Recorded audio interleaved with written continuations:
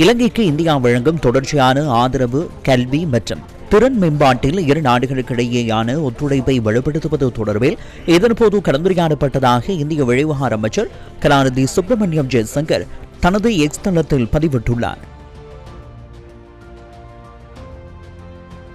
பிரதமராக பதவியேற்றதன் பின்னர் பிரதமர் கலாநிதி ஹரணி அமரசூரிய தனது முதல் இந்திய விஜயமாக புதுடில்லியை இன்று அதிகாலை சென்றடைந்தார்.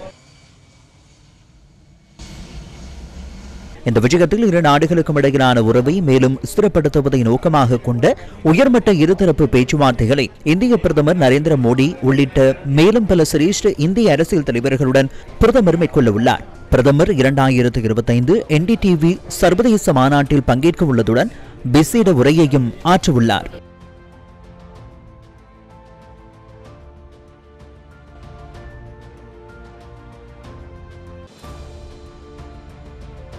இதேவழி டெல்லி பல்கலைக்கழகத்தின் இந்து கல்லூரியின் பழைய மாணவியான பிரதமர் இந்த விஜயத்தில் தனது கல்லூரியையும் பார்வையிட்டார்.